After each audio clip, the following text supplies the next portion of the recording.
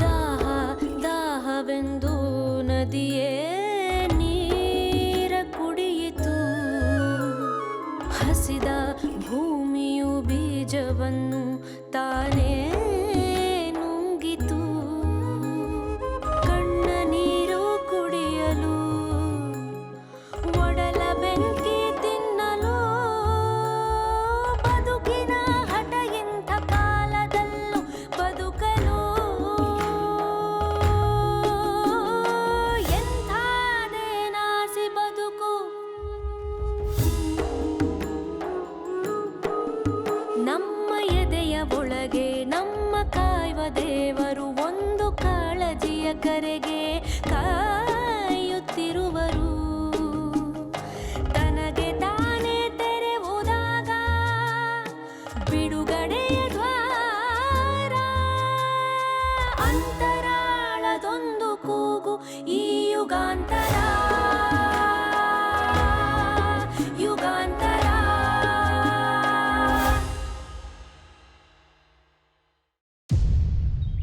ರಮಾನಂದ ನಿಮ್ಮ ವರ್ಗಾವಣೆಗೆ ಬೆನ್ನು ಹತ್ತಿದ್ದಾನೆ. ಅವನನ್ನು ನಾನು ಎದುರು ಹಾಕ್ಕೊಳ್ಳಾರೆ.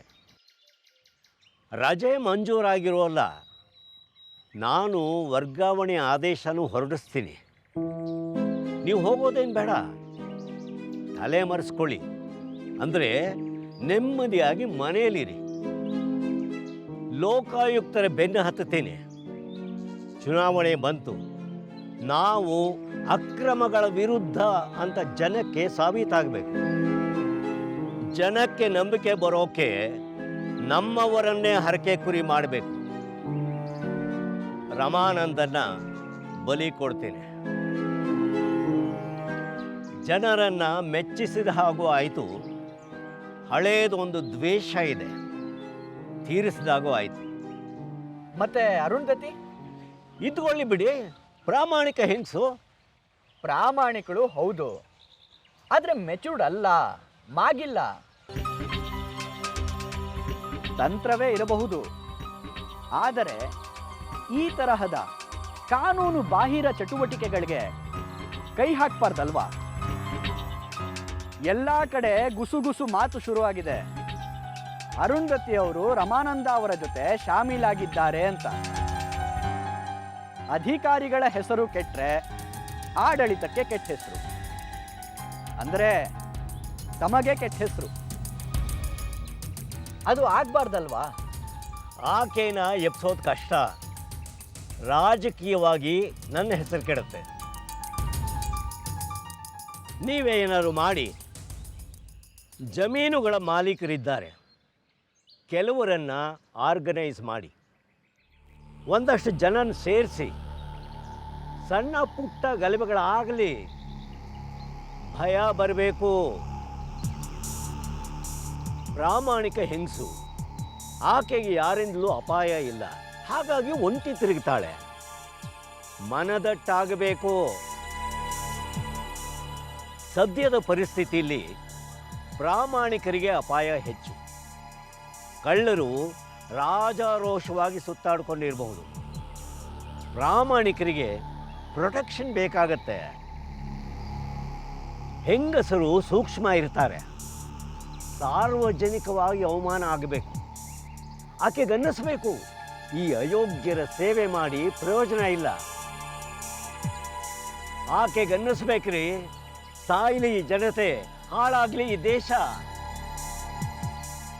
ವಿಷಯ ಎಲ್ಲಿಗೆ ಮುಟ್ಟಬೇಕು ಅಂತಂದರೆ ಆಕೆನೇ ರಜದ ಮೇಲೆ ಹೋಗಬೇಕು. ಇಲ್ಲ ವರ್ಗಾವಣೆ ಕೇಳಿ ನನ್ನ ಬೆನ್ನು ಹತ್ತಬೇಕು. ಆಗತ್ತಾ? ನಾವು ಕಳ್ಳರು, ಆಕೆ ಪ್ರಾಮಾಣಿಕ. ಸ್ವಾಭಾವಿಕ, ದ್ವೇಷಿಸ್ತೀವಿ. ನೀವು ಪ್ರಾಮಾಣಿಕರು, ನಿಮಗೆ ಯಾಕೆ ದ್ವೇಷ?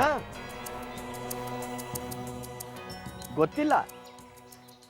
ಪ್ರೀತಿಸೋದಕ್ಕೆ ಕಾರಣ ಬೇಕು, ದ್ವೇಷಿಸೋದಕ್ಕೆ ಬೇಕೇ ಇಲ್ಲ. ಒಬ್ಬ ಸಂತ ಇನ್ನೊಬ್ಬ ಸಂತನನ್ನು ಸಂಪೂರ್ಣವಾಗಿ ಒಪ್ಪಿಕೊಂಡಿದ್ದು ಪ್ರಾಯಶಃ ಚರಿತ್ರೆಯಲ್ಲೇ ಇಲ್ಲ. I do not hate her, but I can not tolerate her. ಆಕೆಯನ್ನ ನಾನು ಸೈರಿಸಲಾರೆ.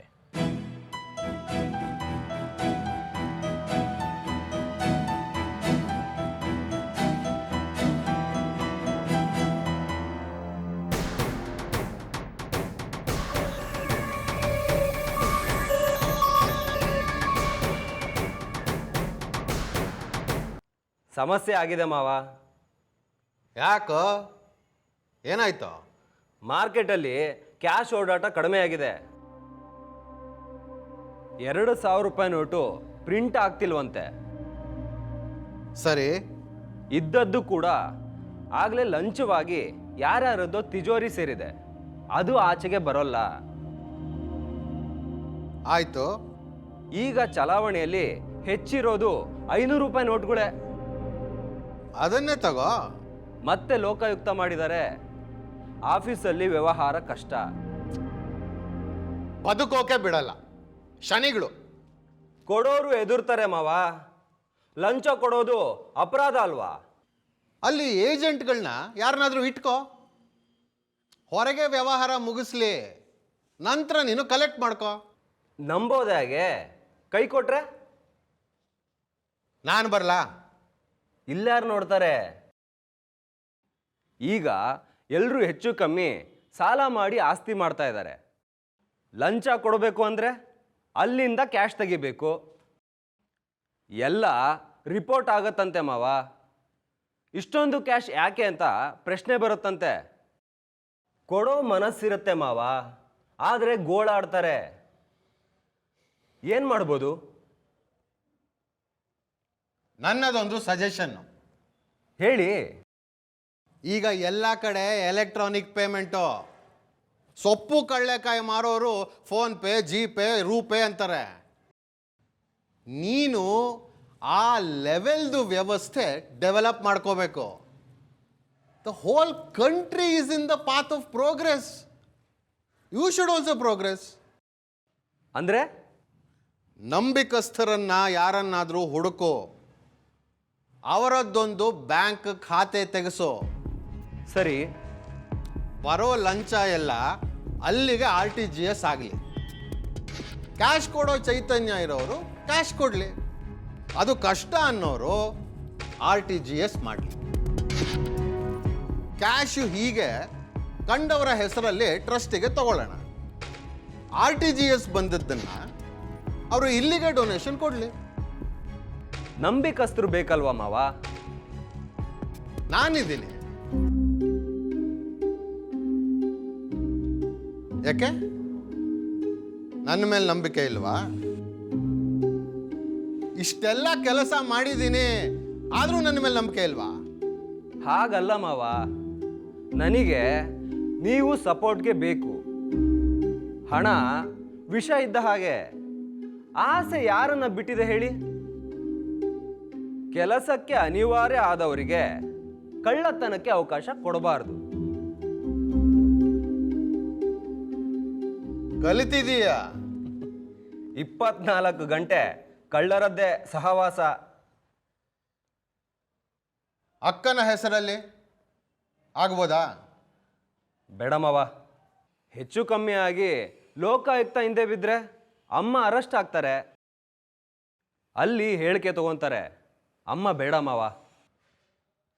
ಇನ್ಯಾರು? ಅಪ್ಪನ ಒಪ್ಸು. ಅಪಾಯ ಇರಲ್ವಾ? ಇರಲ್ಲ. ಲೋಕಾಯುಕ್ತ ಬಂದ್ರೆ ಭಾವ ಅರೆಸ್ಟ್ ಆಗಲ್ವಾ? ಗಂಡಸು ಮಾವ, ಮ್ಯಾನೇಜ್ ಆಗತ್ತೆ. ಮನುಷ್ಯ ನಿನ್ನ ಹೆಸರು ಹೇಳಿದ್ರೆ ಸಂಬಂಧ ಇಲ್ಲ ಅಂತೀನಿ. ಅಮ್ಮ ಆದ್ರೆ ಹಾಗೆ ಹೇಳಕ್ಕಾಗಲ್ಲ ಅಲ್ವಾ?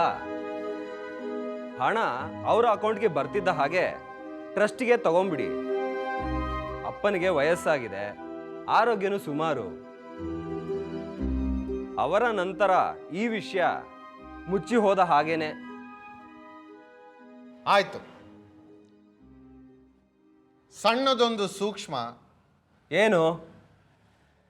ವರ್ಷಾಳದ್ದು ಸಮಸ್ಯೆ ಇದೆ. ಒಂದು ಹದಕ್ಕೆ ಬರೋವರೆಗೂ ಇಲ್ಲಿ ಅವಕಾಶ ಆಗ್ಬೋದಾ? ಅತೃಪ್ತ ಹೆಂಗಸರು, ಸಹವಾಸ ಕಷ್ಟ. ಅವರೂ ಸುಖಿಸೋಲ್ಲ, ಸುತ್ತ ಇರೋರನ್ನ ಸುಖವಾಗಿ ಇರೋಕ್ಕೂ ಬಿಡಲ್ಲ. ಬೇಡ ಮಾವ.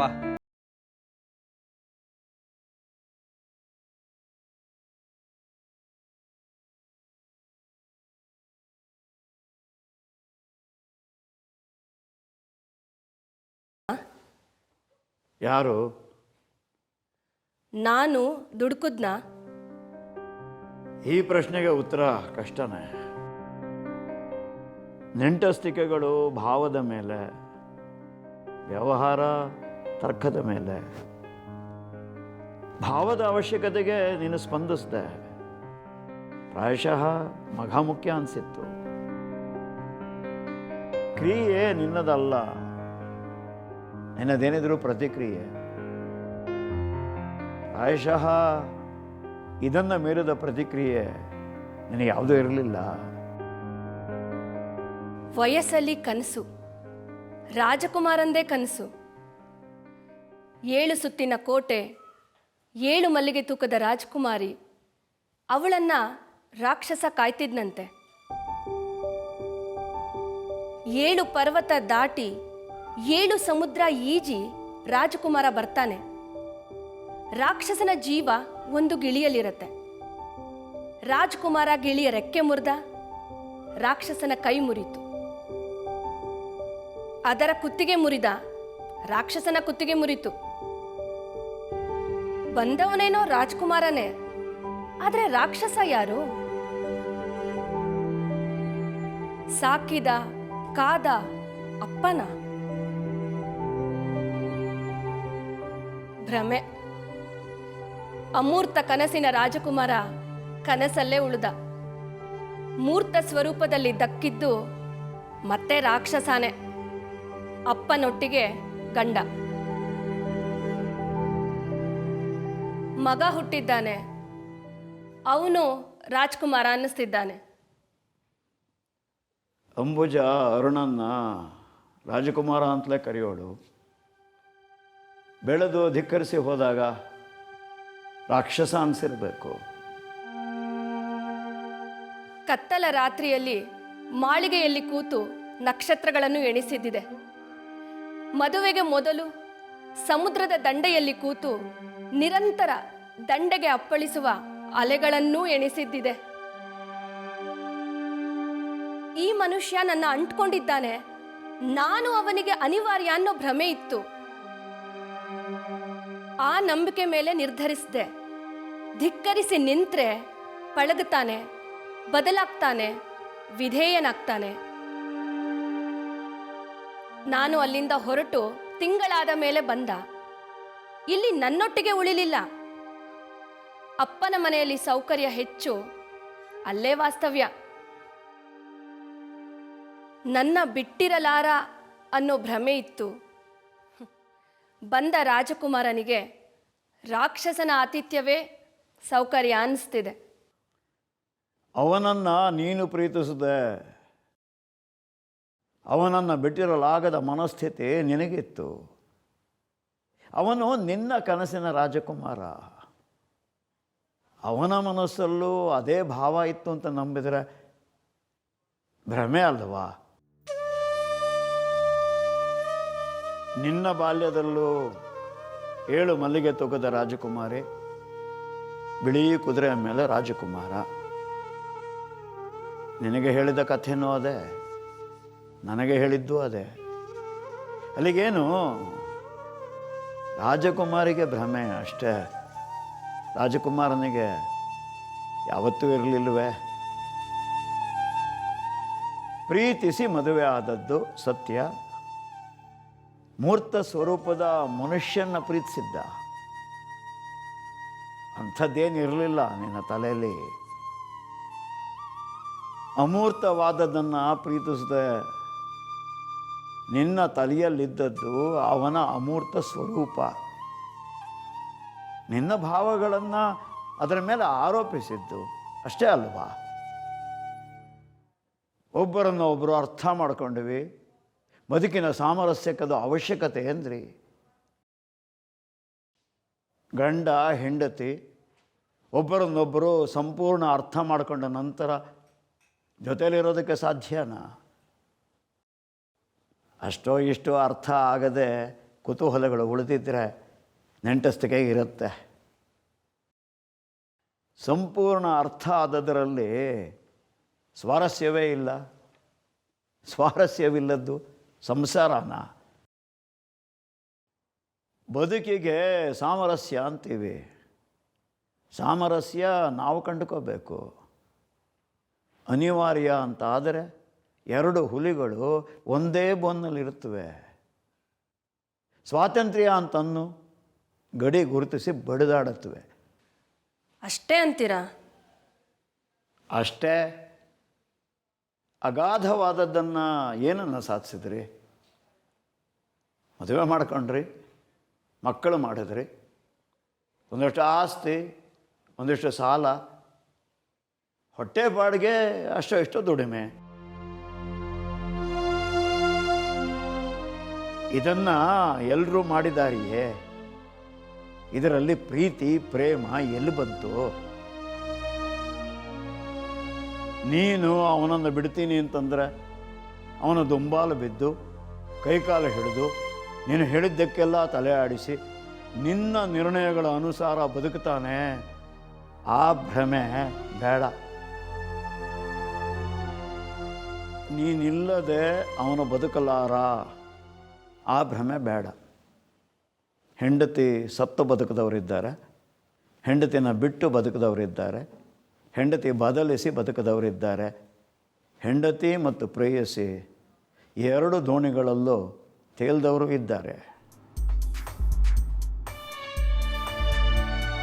ನಾಗರಿಕ ಸಮಾಜದಲ್ಲಿ ಸಂಸಾರ ಒಂದು ಸ್ವಾಭಾವಿಕ ಬಂಧ, ಸಾಧನೆ ಅಲ್ಲ.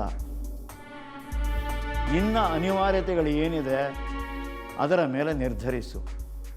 ಅವನ ಗಂಡಸೆ, ಅವನಿಗೆ ಯಾರೂ ಯಾವುದೂ ಅನಿವಾರ್ಯ ಅಲ್ಲ. ವಯಸ್ಸಲ್ಲಿ ಸೆರಗ ತುದಿ ಹಿಡಿದು ಓಲೈಸ್ತಿರ್ತಾರೆ. ಸುಖದ ವಾಂಛೆ ಮದುವೆಯೊಟ್ಟಿಗೆ ಮುಗೀತೆ. ಈಗ ನೀನು ಓಲೈಸಬೇಕು. ನಿನಗೆ ಅನಿವಾರ್ಯತೆಗಳಿದ್ದರೆ